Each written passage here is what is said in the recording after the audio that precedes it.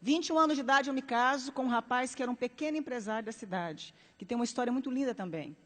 E os meus pais foram no meu casamento para não ficar feio para a sociedade, porque até então eles também não conversavam comigo ainda pelo fato de eu ter me apaixonado em Jesus. Meu casamento, então, meus pais foram. Um ano de casada, eu fico grávida e tive um aborto de 3 meses. Passa um tempo, fico grávida de novo, outro aborto eu tive.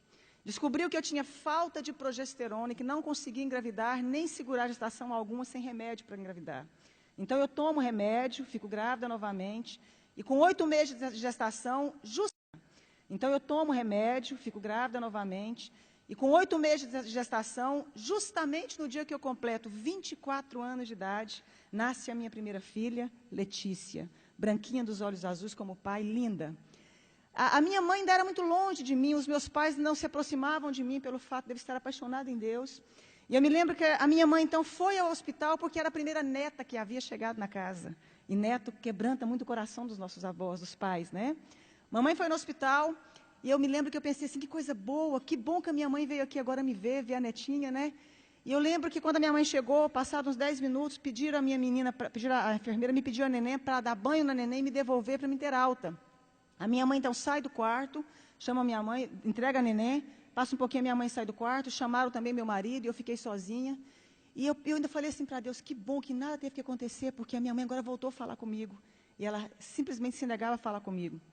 Eu me lembro que naquele momento, então, entra no meu quarto a chefe da pediatria do Hospital da Mulher em Goiânia. Aquela chefe da pediatria começou a acalentar as minhas mãos como ia me dar alguma notícia. Ela disse, mãezinha, acabou de acontecer uma fatalidade. A sua filha acabou de cair do braço da enfermeira e veio a óbito. Minha primeira filha caiu do braço da enfermeira e veio a óbito. É muito fácil você levar um bebê para casa, mas você levar um caixão é muito difícil, minha querida. Mas eu queria fazer um parêntese aqui e dizer o seguinte, lembra que a minha mãe me falava que eu ia perder um filho como ela havia me perdido para Deus? E eu fazia uma oração que Deus fizesse o que fosse preciso para encontrar o coração da minha família e se revelar a eles. A minha mãe não falava comigo, isso me doía muito. Quando então eu recebo a notícia, minha mãe já havia recebido a notícia na porta do hospital. A minha mãe sobe as escadarias do hospital, entra no quarto e começa a gritar, filha, me perdoa. Filha, eu queria que você tivesse perdido um filho para as drogas, para o mundo lá fora, mas não nessa fatalidade. A minha mãe começa a abraçar as minhas pernas, beijar as minhas pernas. Mas foi a primeira vez que eu vi a minha mãe dizer que me amava. Foi a primeira vez que ela me deu colo. Foi a primeira vez que a minha mãe teve tempo de dizer que eu era especial e importante para ela. Foi a primeira vez que ela pôde ouvir porque eu havia escolhido caminhar com Jesus. E houve então ali um momento de restauração, de perdão entre eu e minha mãe. Os meus pais voltaram a falar comigo. Eu mandei fazer um exame do corpo da minha filha porque eu já tinha tido alguns abortos. 30 dias depois chegou o laudo do exame. Eu descobri que a minha filha havia nascido sem cálcio e sem glicose. A Letícia jamais iria andar e teria convulsões simultâneas. E a minha médica fala para mim, adota um filho porque você não pode mais ser mãe. Mesmo com os remédios, sua filha veio com problema. E eu disse que eu acreditava num Deus capaz de mudar a nossa vida, a nossa história, a nossa sorte. Um ano depois, eu dei à luz a uma criança linda, perfeita e sadia, chamada Angélica. Faz 11 anos, mês que vem. 3 anos depois, dei à luz a Annelise, tem 8 anos hoje. Mais 3 anos, dei à luz ao Cirino Júnior. Todos perfeitos e sadios. Se eu acabasse aqui a minha história, você já poderia dizer que esse Deus é maravilhoso. Eu fui impedida de fazer faculdade porque eu apaixonei em Jesus.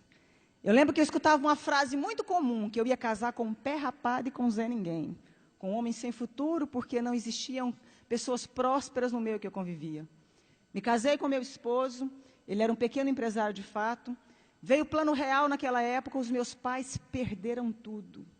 A minha irmã, que doutorou na Itália, foi trabalhar, não deu conta de exercer a profissão dela. Os meus irmãos todos ficaram desestruturados junto com os meus pais. E Deus levanta o meu marido com grande prosperidade. Deus começou a honrar um rapaz que até hoje tem a 4ª série colegial. E é considerado o maior empresário no ramo de carro no estado de Goiás. Deus começou a honrar o meu esposo de uma forma sobrenatural. Eu que não tive como me formar, fazer o meu curso superior, comecei então a pedir a Deus que me ensinasse a mexer com o nosso ramo de atividade. Então comecei a trabalhar com carro com meu marido. Hoje nós temos um grupo de 4 empresas de carro, temos uma fábrica que eu desenho, sonho com os modelos das roupas, acordo e desenho, fabrico, tem uma grife com meu nome. Né? E como se não bastasse, comecei a fazer programa de televisão falando de Deus, falando de como sai de crise, falando de como superamos os momentos difíceis da vida. E aí, autodidata ainda, Deus achou que não estava bom, me fez virar escritora. Tenho 35 livros escritos, 7 deles editados, né? E sou presidente também de uma ONG chamada Mulheres que Fazem a Diferença. Eu pude entender algo na minha vida, que quando a gente acha que a gente não é ninguém, e que não tem como mais resolver a nossa história, existe um Deus capaz de fazer um milagre na sua vida. Existe um Deus capaz de mudar toda a sua história. Para terminar, os meus pais, quando perderam tudo, vieram trabalhar para nós. Meu pai trabalhou como meu motorista há muito tempo, agora eu dei um caminhão para ele trabalhar na cidade do interior, cuidando de frete. A minha mãe é a chefe da minha fábrica. Os meus irmãos um tempo trabalharam conosco. Todos eles vieram trabalhar conosco. Deus, meu pai um dia chorando me disse, um dia eu te disse que Deus mudasse a sua história, mas eu não imaginava que eu fazia parte dela. E eu quero dizer uma frase para você, dentro do nosso tema. A pessoa que é covarde, ela não tenta fazer nada na vida. O fracassado, ele não termina. E o vencedor não desiste. Você nasceu para vencer.